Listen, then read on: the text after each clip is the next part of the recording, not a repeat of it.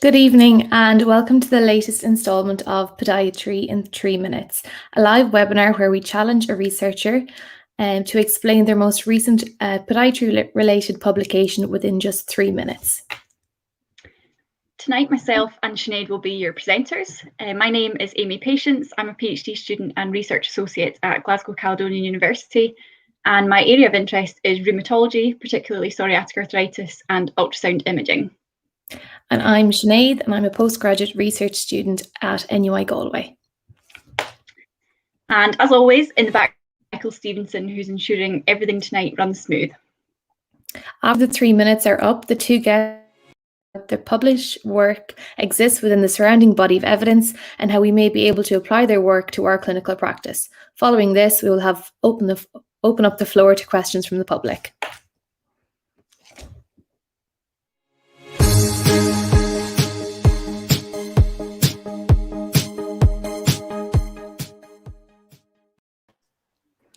So tonight our guests are Trevor Prior, who's our researcher, and our guest expert is Andy Horwood. So Trevor Prior qualified in 1983 and since that time has worked in both private and public sectors. He obtained his fellowship in podiatric surgery in 1993, and in 1994 he established the Podiatric Surgery Service in City and Hackney, where he is currently a consultant podiatric surgeon at Homerton University Hospital. And tonight we also have Andy Horwood. Andy is a visiting lecturer and fellow at Staffordshire University, where he's also the MSc leader in the Origins and Principles of Clinical Biomechanics. Andy also has a role as product designer and researcher at Healthy Step and a clinical gait analyst. He has special interest in clinical biomechanics of the lower limb, foot orthosis material design technology, and evolution of the human lower limb. So thank you both very much for joining us tonight. I'm really looking forward to the presentation and also the discussion after. Are you ready to go, Trevor? Sure, yep. So my name is Trevor Prior, and I'm going to be talking tonight on management of plantar heel pain, a best practice guide informed by a systematic review, expert clinical reasoning, and patient values. Great.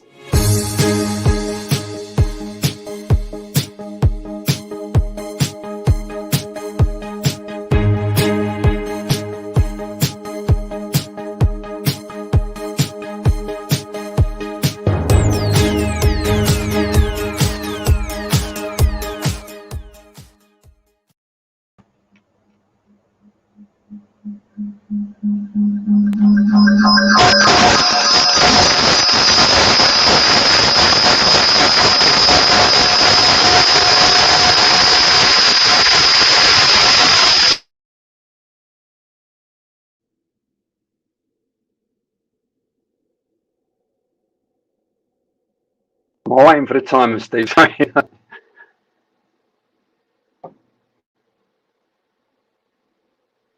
There we go. Okay, so this best practice guide was built on a meta-analysis of the evidence, interviews with clinicians, and a patient questionnaire. I should say it was a multidisciplinary international paper of which I was one small collaborator. The papers were assessed for quality with a sample size of 38 considered adequate. Efficacy was judged as primary if the intervention was compared to an appropriate control, or secondary when compared to a treatment that has proven efficacy. From an initial identification of 11,769 papers, 51 were deemed suitable for analysis. Meta-analysis was undertaken with standard forest plots produced, and these two demonstrate the efficacy of custom orthoses and shockwave therapy. Efficacy was deemed positive if there was sufficient evidence, neutral with no evidence. The strength was high if there were multiple high-quality studies, moderate if one high-quality study, and limited if one high-quality study with insufficient sample size. The evidence was also considered in the short, medium, and long-term and color-coded according to the level of evidence. This example demonstrates the benefit of custom orthoses in the short to medium term. Interviews were then undertaken with 13 experts from 4 continents and 5 disciplines to develop a number of themes. These were then combined with the evidence to form the basis of the guideline. The evidence and clinical reasoning were then presented to patients who undertook an online survey to explore their thoughts and experience to ensure these were included in the guideline. This allowed the development of the best practice guide based on a synthesis of the information and includes a guide to the duration and timing of interventions. As you will see, there is a core approach throughout the course of treatment, with Shockwave and custom orthosis introduced if insufficient progression. Injection therapy remains an option, but is considered experimental due to the lack of evidence. The core approach centres around fascial stretching and taping with a strong emphasis on education.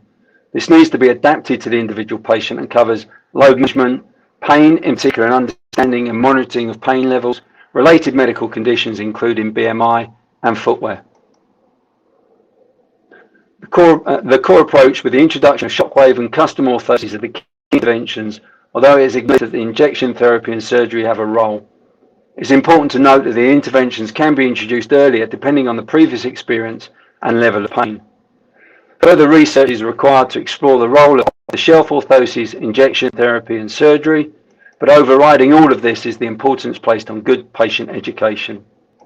Thank you.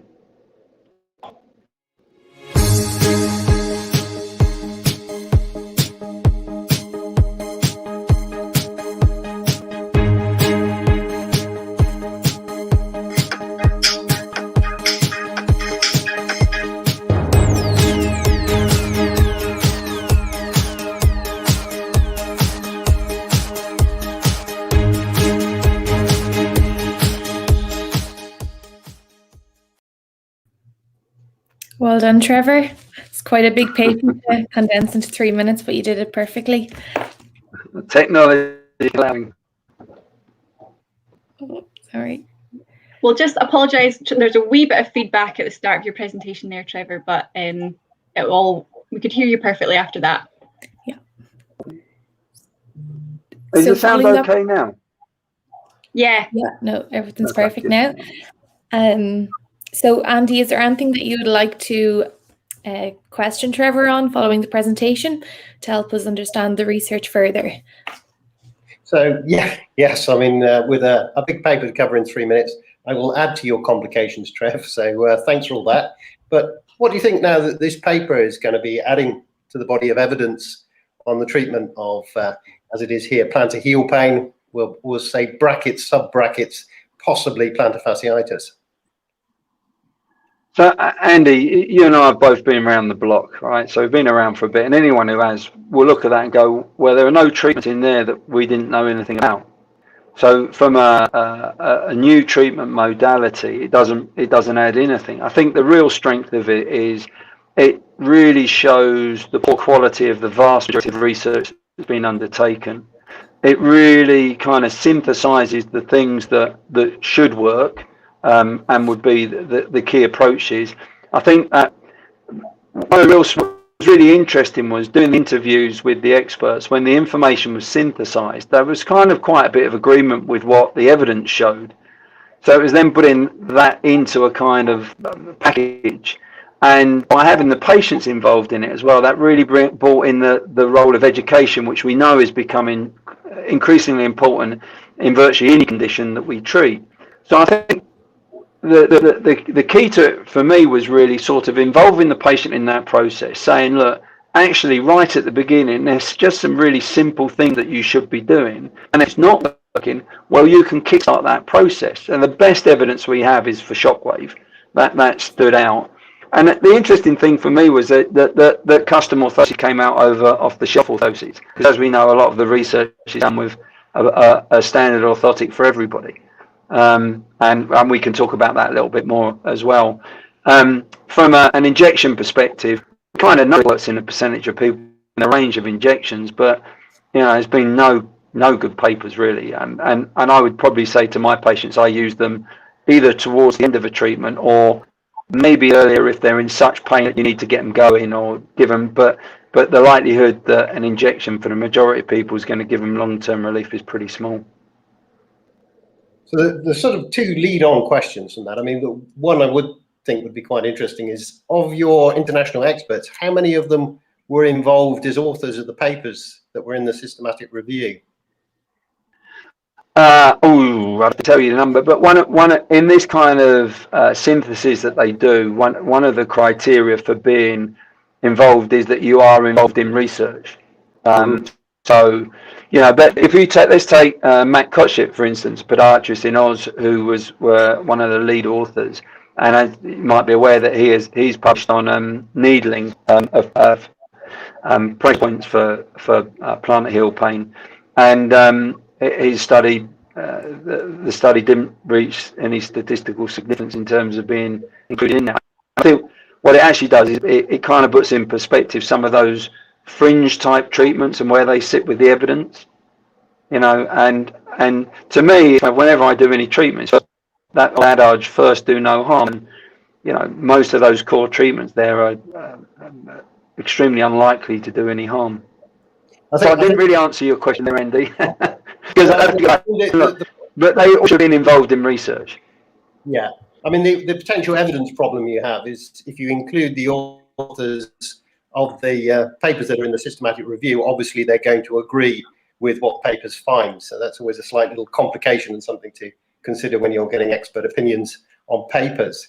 The other question I would ask you is, if we're promoting custom foot orthoses, what type of custom foot orthoses are we promoting? Because the three papers have very, very different types of devices. I mean, the Oliveira one, for example, I noticed the Shaw is Shaw 35 plus minus 5 on the Shaw, so 40 or 30, very, very soft device. Yet in the Roble paper, that would then put them into the preform category. I noticed that the sham was at 35, which would mean that the Oliveira's custom device was Shaw hardness, same as the sham device. And then I couldn't really work out from Roble's paper, and I remember reading this a few years ago and was frustrated by this. There was no real identification of the Shaw of the material involved. I presumed it was a span device from the very small pictures that you could actually see in the paper, but I couldn't be sure. So I'm presuming it's a polypropylene. And again, being a span device, it's going to work very different from a total contact type insole. So I'm puzzled as to what kind of custom device is the custom device that people should be using. So what you're talking about is this kind of buzzy bit about dosing, isn't it? So how much of a dose do you give a patient? So what the Shaw of the material is, except the shape, the load you apply to the foot. If you kind of delve down, the paper that sort of swung it for custom orthoses was the one by Bishop, and in his paper he actually published a description for all of the orthoses that were used for each individual patient. So there's a table in there that shows the prescriptions, and it was a polypropylene device. And if you look at analyze it, actually the prescription was the same for every patient. So it was the same materials. It was a balance the forefoot, and I think it was a 4-degree medial rear foot post. However, what he also published was the arch height, and I think that probably therein lies one of the secrets of orthoses production, is that if you want to really try and also load underneath the foot, you can do a certain amount with a wedge underneath the heel, but surgically, if we had a mobile flat foot, for instance, we'd want to stabilize the medial column. And I think the secret of a lot of orthoses is what they do to the medial column of the foot, and that's greatly influenced by the natural shape of the arch of the foot, so how high, flat or low it is, and the mobility of the foot. So a low arch stiffer foot is different to a low arch mobile foot, which when you stand on tiptoes the arch rises and it can tolerate more support. So I think there's a lot of work that needs to be done on the types of materials. My personal suspicion is that a lot of it's about the shape of the material and and how it applies that load. Well, you've got three sort of criteria by which you prescribe your orthosis. So you've got the material, obviously the material properties. You've got the shape, and then you've got the shoe that you put it into. Now, as far as the shape is concerned, particularly with materials like polypropylene, when you start increasing the arch height, the behavior of the material changes, becomes much stiffer. It's curvature mechanics, basically. So the more contouring, so you add metatarsal scoots and things like that into it, the stiffer the material will behave. But again, whether that is a property of making something custom, and as we know, there are many different ways in which a custom device can be made, from laser scanning to suspension casting, etc. And all of them, depending on what the prescription is, will end up changing the behavior of the material. So even if you start off with the same material, prescription changes will make those materials behave differently. Yeah, so again, I mean, you're talking about dosing again, and you're talking about how the shape changes it. I mean, did a nice little paper, didn't he? Just by sticking a wedge on a standard orthotic, you increase the stiffness. So we know that all of that happens, and then so it's a little bit. Sometimes you have to think out of the box. And one of the joys with some of the newer techniques like CAD/CAM, or either if you're going to do laser sintering or 3D printing, is you can vary the flexibility across the shell. So we might, for instance, in somebody that's got a more higher arch cavoid foot type, instead of necessarily wedging the lateral border of the foot, what we might do is make the lateral border stiff and the medial border flexible, like Podfo do with their promo orthosis, that type of stuff. But it's an interesting debate, but the science behind it at the moment is particularly like, we're actually open. We may get a PhD student looking at orthosis dosing, so we could start to tease out some of those questions. But you know, I just go back. It's interesting.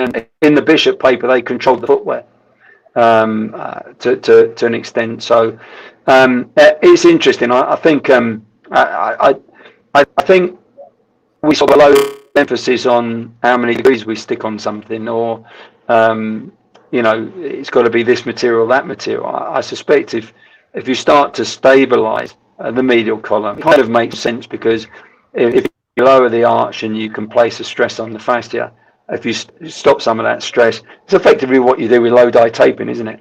That's why low dye taping works, because it just keeps the fat underneath the, kind of stops the fascia stretching, and it sort of provides a little bit of buffer to the foot position. I'm just going to interject for a second, if that's okay.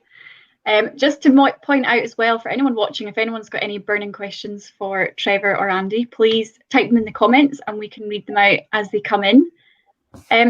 If I can divert back to sort of more clinical practice, just for those who are watching, one of your core domains that came out of the paper, Trevor, was about education. So just wondering, what is your sort of takeaway message about education? Is there any good resources that you would recommend? Oh, well, do you know what? I actually very sadly spent the weekend rewriting my plantar heel pain information sheet, and it's a bit of a tome now, and including. But we actually have a PhD student at QM that's been looking at plantar heel pain, and they've been looking at things like the psychosocial aspects of it, and there's definitely some fear avoidance in it. And looking at a whole number of factors of the patients that seemed, a sample of patients that had heel pain and a sample of patients that had other foot pain, and comparing some of the factors between them. And the interesting things that come out that relate to, I think I could say, I mean, it's not been peer reviewed yet, but is that the level of education that someone's had may make a difference. And which is kind of intuitively, you know, someone trying to understand, you know, and a patient comes in and they've all sort of done Dr. Google and tried magnetic pads and all that kind of stuff. And sometimes, I mean, I might just spend 20-25 minutes just talking to someone, and it's a bit like, it doesn't really matter what you treat in podiatry, it's connecting with your patient. If you can sort of understand your patient, I was rather facetiously, like, if you can get inside your patient's head and get them to like you, then they start listening to what you have to say. And as long as you're providing them with solid evidence in the background, but you sometimes have to spend a bit of time breaking down those barriers. I'm not sure there's a tone that you could go to. I think it's about synthesizing, easy to say, the evidence and presenting it in a way that the patient can understand it, but then them understanding the pain factors to it. And load management is massive, right? I mean, you know, I've got to walk my dog. I have to do 20 kilometers a day, and you know, I've told this somewhere else. My wife's school did a 15-kilometer challenge. So one of the colleagues did 15 kilometers a day for 7 days and wondered why her feet were hurting. Go figure. I was going to say there are some excellent.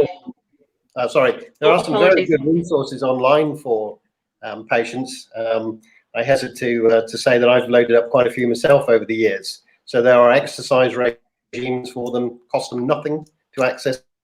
They can get on there and see how to do exercises for the foot. And the advantages with videos, of course, is they can watch them over and over again until they get it right. So, yes, the videos that are very helpful, and there are lots of them available online. If you can direct the patients and advise your patients. Yeah, I mean, I think you sort of, each individual practitioner, what you need to do is to have a standard approach to your patients that has a bit of flexibility into it. But if you take standard approach with your patients, say we're going to do it over these time frames, we can change the time frame depending on how you respond. But I've taken a set approach to the way I manage my patients for, probably 15, 20 years, and therefore I have an expectation of how I would expect them to respond to treatment, and I get that kind of innate feeling about whether they're ahead or behind, or actually that's not really a very normal response to treatment. Why would that be the case? But I don't have a hesitation if I've got a patient that's not treatment. I arrange an MRI scan, so I know what tissues are involved. One of the reasons why it's called plantar heel pain, because the diagnosis of plantar fasciitis is a clinical diagnosis, but there are a whole host of tissues that can be involved, and it might be one, it might be all of them. You might have bone edema, right? And none of the studies have really, I think Carl Landloff and his group have got some papers coming out that they've looked at MRI scans and pulled those apart a bit, and I think we're not necessarily always comparing apples to apples, because the pathology that underlies the symptoms can often be different. I was going to say, for example, there have been even cases of clinical diagnosis of plantar fasciitis that proved out to be a DVT within the heel. So there's a word of caution out there. And coming back the other way, my left foot, used as a study for normal, yes, hard to believe, I know, came out with plantar fascial thickening of around about 6 millimeters. I've never had any pain in my life. So you have to be a little bit cautious, even when the diagnostic image is showing something, but what you see actually does relate to the symptoms. Well, I'll be controversial. I'm ultrasound for plantar heel pain is a limited investigation. And if I have an ultrasound in clinic, and it may well be that I use the ultrasound in clinic, but if I've got a patient that's not responsive to treatment, it's pretty rare I'd refer them for an ultrasound. There's a question coming in now from the audience, if we want to head over to that section now. So there's a question from Daniel Dawson. Is it fair to say that plantar heel pain is an affliction of foot musculature maladaptation caused by an evolutionary process of the foot adapting to a modern environment of flat surfaces? I don't know who that's aimed to, but I'll have a pop first. All yours. It's interesting. We don't know when it evolved. Is the windlass mechanism? We don't know, because soft tissues don't obviously fossilize very frequently, and we certainly don't have any of early hominids. So we don't know when it evolved. There are some osseous features that you can sort of indicate that it might be evolving. The length of the Achilles tendon and the length of the calcaneus probably gives some indication of that. But we know now, with the evidence has come through very clearly, that the windlass mechanism, as far as the acceleration phase of the foot is concerned, is only kicking in quite late into terminal stance, so well after heel lift, before you start really increasing tensions within the plantar aponeurosis towards its peak. And it's not part of the mechanisms by which the foot actually stiffens. Now, the slight comeback the other way with that is the reverse windlass effect. So when you pull the toes up before your forefoot loads, that does have some influence on stiffening the foot. But then the toes plantarflex out of that dorsiflex position as your foot hits the floor and the forefoot loads. So you're actually releasing the stiffness within the foot rather than building it up. So yes, the muscles undoubtedly have quite a large part to play, but equally the muscles themselves don't actually stiffen the foot for the terminal stance phase of gait by stiffening the medial longitudinal arch. They do stiffen the foot, but they don't stiffen it through the medial longitudinal arch. And if you investigate out there, you'll start finding the papers that give you the evidence for that.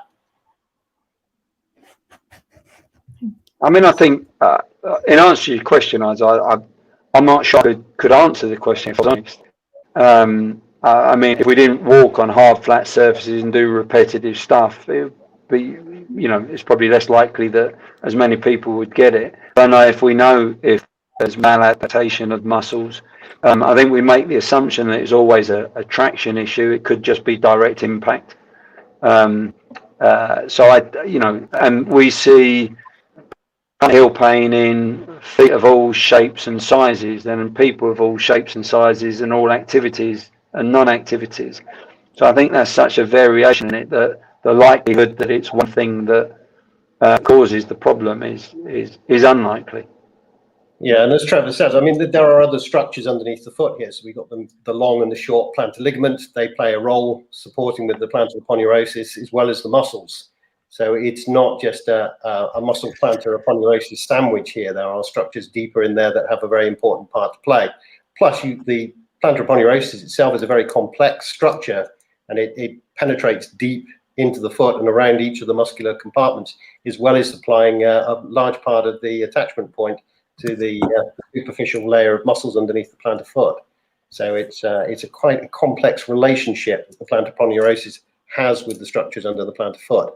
But certainly, weakened muscles is not going to be helpful for the plantar aponeurosis. That, I think, is fair to say. I've got another question, Trevor. I was wondering, are there any groups of patients you would say that you wouldn't use this best practice guideline with? That I wouldn't use it with. All right, if you were looking at an elite sportsman or something like that, then you may be accelerating your process somewhat. You know, the Europeans are a lot happier to use Shockwave very quickly in the treatment. If you go to America, for instance, it may well be that it's not as readily available, or they use the big powerful one that means you have to have an anaesthetic. So there was a big debate around the paper and part of the review process about the fact that Shockwave's not readily available to a lot of people.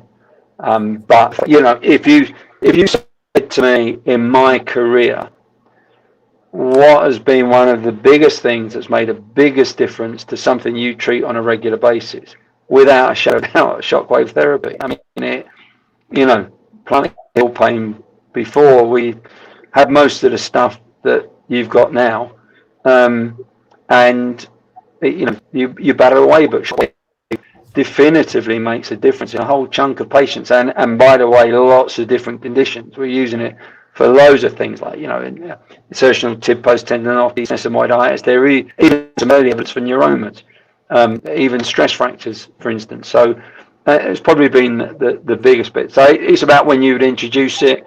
I think it's all about, for me, it's all about diagnosis, know what you're treating. So if someone presents with the fairly classic symptoms, you know, it's pretty reasonable to start it.